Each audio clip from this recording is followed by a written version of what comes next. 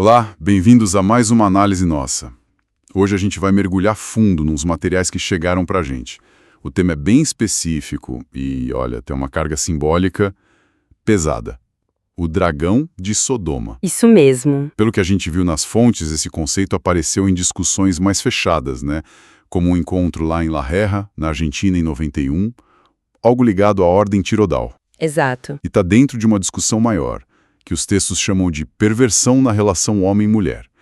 Então, nossa missão aqui é tentar entender com o máximo de detalhe que a gente conseguir o que essas fontes dizem sobre esse dragão de Sodoma. Tipo as origens bíblicas, a representação dele que passa por Baphomet, por exemplo, e qual seria o impacto disso no que os textos chamam de Víria, o homem espiritual. E um aviso importante antes da gente começar. O material usa termos e interpretações de mitos, de figuras religiosas, que podem soar controversos ou, no mínimo, incomuns. A nossa abordagem aqui vai ser só de escrever, sabe? Apresentar as ideias das fontes com fidelidade, mas com neutralidade. Ok, vamos começar a desempacotar isso. Exato. E é fundamental colocar esse conceito no lugar certo, né? O que é fascinante aqui é que o dragão de Sodoma ele só faz sentido mesmo dentro daquela cosmovisão específica dos textos, a tal sabedoria hiperbórea. Certo. Nesse contexto, não é só um símbolo antigo. É tipo uma força ativa numa batalha espiritual. Sim. Está ligado diretamente ao que as fontes chamam de preservação da virilidade espiritual, que é vista como essencial para a jornada de libertação desse víria. Entendi. Virilidade espiritual. E é bom frisar, não é virilidade no sentido comum, biológico. É mais uma força interna, sabe? Uma clareza de propósito, um conhecimento espiritual que permite ao víria navegar o que eles chamam de labirinto existencial. Entendível. E essa força, o dragão de Sodoma, é descrita nas fontes de um jeito bem direto, né? Como um argumento extremamente perigoso e prejudicial para esse víria. Muito perigoso, segundo eles. A influência dele parece que ataca justamente essa virilidade espiritual, né? Mina a base da tal vontade vril. Isso. Que seria, nessa visão, a energia principal para ele se libertar, para fazer a jornada para o sol verde da meia-noite, quebrar as correntes que eles mencionam. A fonte até liga essa virilidade ao entendimento. Diz que ela é proporcional ao grau de aceitação, em termos de conhecimento, que o indivíduo possui sobre os argumentos labirínticos através dos quais sua vida passa. Nossa, profundo isso. Ou seja, conhecer o labirinto é parte da força para sair dele, né? E o dragão atacaria essa capacidade de conhecer. Precisamente. E a fonte não deixa isso só no abstrato, não. Ela conecta essa força a figuras. Figuras mítico-históricas. Bera, o rei de Sodoma da Bíblia, é apontado como uma personificação central. Interessante. E o material vai além. Descreve Bera e também Birsa, o rei de Gomorra, como anjos-demônios. Eles estariam posicionados, simbolicamente claro, à direita e à esquerda de Jeová Deus. Nossa! E a função deles, segundo a interpretação da fonte, seria ativamente puxar a humanidade para essa armadilha espiritual, o dragão de Sodoma. Puxar mesmo. O próprio nome Dragão de Sodoma, o texto afirma, seria uma clara alusão à obra que eles orgulhosamente realizaram a pedido de Jeová em seu povo. Uma obra a pedido de Jeová? É o que a fonte diz, e o objetivo dessa obra, segundo a narrativa deles, seria corromper, degenerar os povos gentios. Para criar um contraste, sabe? Para que o chamado povo escolhido pudesse se destacar, fazer a diferença. Entendi. E, claro, reforçando, estamos só expondo a interpretação dos textos que a gente recebeu, sem julgar essas alegações sobre figuras e eventos bíblicos. Sim, é fundamental essa clareza. Essa releitura de figuras bíblicas é um ponto forte aí. E ela continua, né? A fonte faz uma ponte entre o dragão de Sodoma e outra figura bem conhecida no esoterismo, Baphomet. Baphomet. A descrição nos textos mostra Baphomet como um ídolo mítico do homem com seios. A adoração a ele é ligada aos templários, entre outros grupos. No nível simbólico, dentro dessa visão específica, Baphomet representaria a falha em integrar ou transcender o feminino interior. A fonte fala em não sublimação do arquétipo feminino extremo no víria masculino. É uma linguagem bem específica, né? Muito. E o texto vai mais fundo ainda.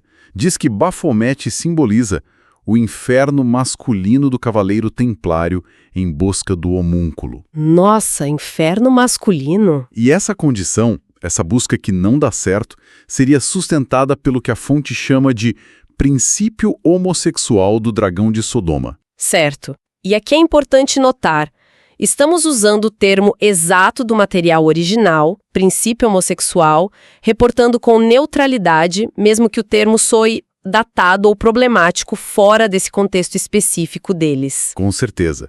E quais seriam, então, as consequências práticas dessa influência no Víria, segundo a fonte? Boa pergunta. O efeito mais devastador seria o enfraquecimento da vontade. Aquela força primordial que, nesse sistema, é a chave para a libertação.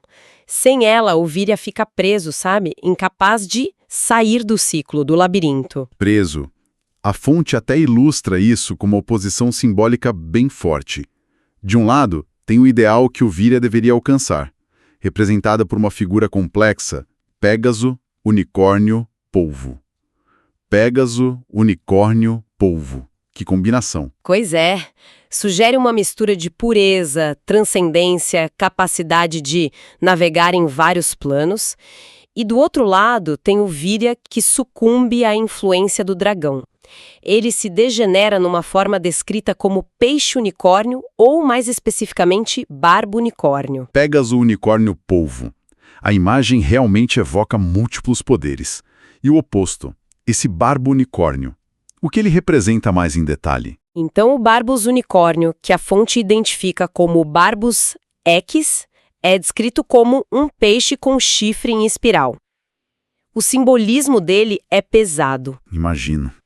Ele está ligado diretamente à traição consciente ou inconsciente contra os próprios camaradas, ou seja, os companheiros na mesma jornada espiritual. Traição.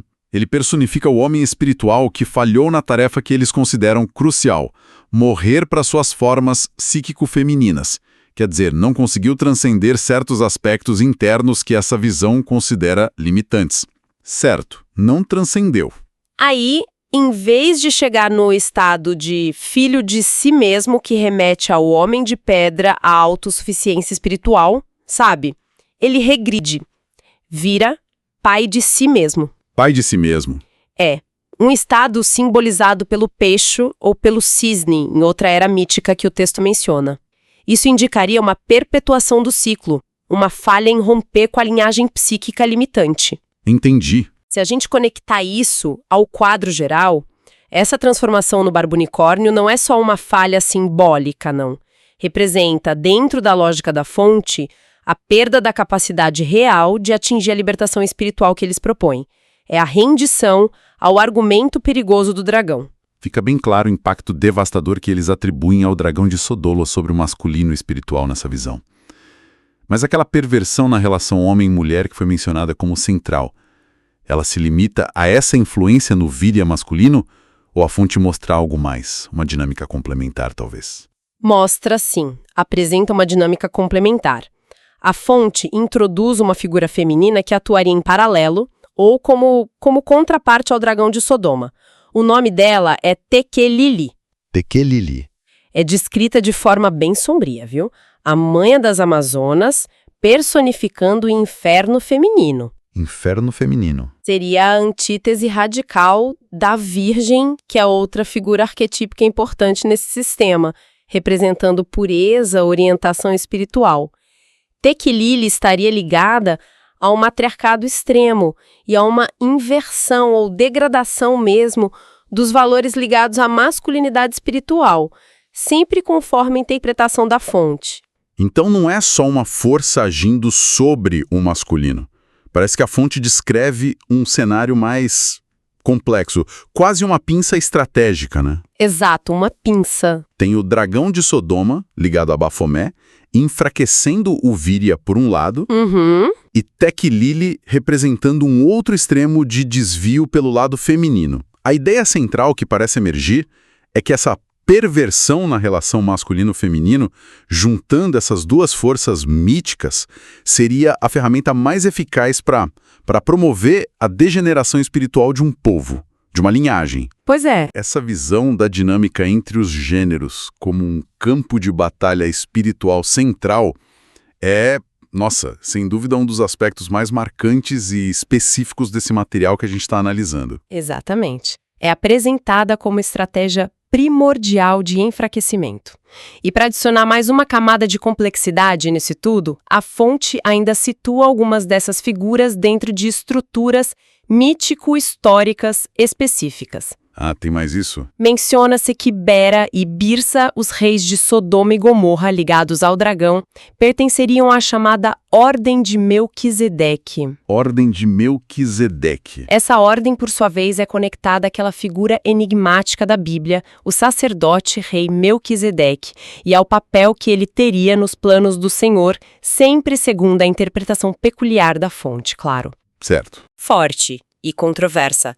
Afirma que indivíduos identificados como pederastas, e aqui, de novo, usamos o termo exato da fonte com a distância crítica e neutralidade necessárias sempre, teriam existido e se alinhariam aos poderes e sacerdotes dessa ordem de Melquisedeque. Nossa Senhora. A razão dada na fonte é que eles seriam como que intrinsecamente chamados ou inclinados a executar os planos divinos conforme delineados por essa ordem específica.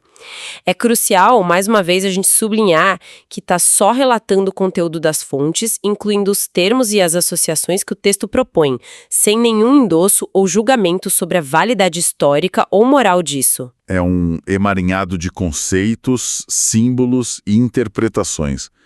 Bem denso e, às vezes, chocante mesmo. Tentando trazer um pouco de clareza sobre o propósito disso tudo dentro da narrativa da fonte.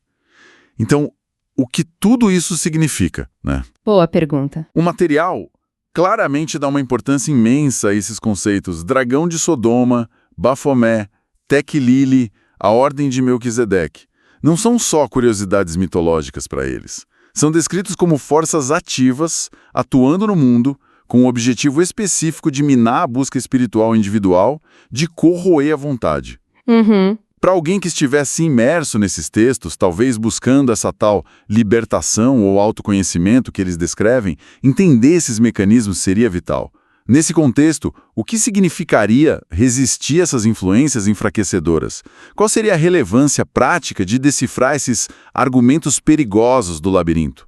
As perguntas ficam ecoando a partir da própria lógica interna do material, né? São as perguntas essenciais que saem da própria estrutura que eles apresentam. Se a gente fosse resumir a essência do dragão de Sodoma, como está descrito nas fontes que a gente analisou, diríamos que é uma força mítica complexa. Complexa é pouco. Ela está simbolicamente ligada a figuras como Bela-At e Bafomete, e o propósito fundamental dela seria sabotar a vontade e virilidade espiritual do homem, o Virya. Sabotar a vontade? Essa sabotagem, por sua vez, seria um componente-chave de uma estratégia maior de perversão na relação homem-mulher, vista como uma arma espiritual de degradação. E essa influência negativa é contrastada com a figura idealizada do Virya na sua jornada, buscando a transcendência simbolizada pelo Pégaso unicórnio polvo. Certo. E lutando para não cair na degeneração representada pelo Barbus unicórnio. Isso levanta uma questão importante sobre a natureza dessa luta. Ela é puramente interna, arquetípica, ou a fonte a vê se manifestando de formas mais concretas? Exato. E essa questão nos leva a um pensamento final, sabe? Um ponto para reflexão que vem direto das implicações do próprio material. A fonte não só descreve o dragão de Sodoma como essa força de degeneração que mina a vontade individual, ela também afirma, como a gente mencionou, que essa obra de corrupção feita por figuras como Bera e Birsa serviria a um propósito maior: permitir que um povo escolhido se destacasse, fizesse a diferença. Isso. Considerando essa dinâmica apresentada a um processo que eles descrevem como deliberado de enfraquecimento espiritual e corrupção, atribuído a forças e figuras míticas específicas, visando beneficiar um grupo em detrimento de outros dentro dessa narrativa deles, como essa estrutura conceitual de uma luta constante, onde a corrupção de um serve para a ascensão de outros, poderia ser mapeada ou reconhecida simbolicamente, como essa lógica interna da fonte poderia ser usada para interpretar metaforicamente certas tensões ou conflitos culturais e espirituais que a gente observa por aí. Isso, claro, sempre se mantendo estritamente dentro do quadro interpretativo e dos limites do que o material sugere sobre essa batalha incessante. É uma provocação para se pensar baseada unicamente na cosmovisão que a gente explorou hoje. Uma provocação que, de fato, convida a refletir sobre a ressonância desses arquétipos e narrativas, como essas ideias, apresentadas de um jeito tão particular nesse material, poderiam ser vistas ecoando ou sendo reinterpretadas em outros contextos, sempre com aquela cautela, né, de reconhecer que estamos lidando com uma visão de mundo muito específica, muito idiosincrática. Sem dúvida. A complexidade está justamente em separar a descrição fiel da fonte de qualquer aplicação externa meio apressada, né? Com certeza. Foi uma imersão intensa, detalhada num conceito bem singular e complexo. Agradecemos a quem nos acompanhou nesta análise focada no Dragão de Sodoma, baseada estritamente nos textos que recebemos para estudo. Isso aí. Esperamos ter conseguido desempacotar as camadas principais como a gente se propôs. Até a próxima exploração. Para uma melhor compreensão deste tema, recomendamos a leitura do livro O Mistério de Belicena Vilca, cujo link de download está fixado na descrição deste vídeo.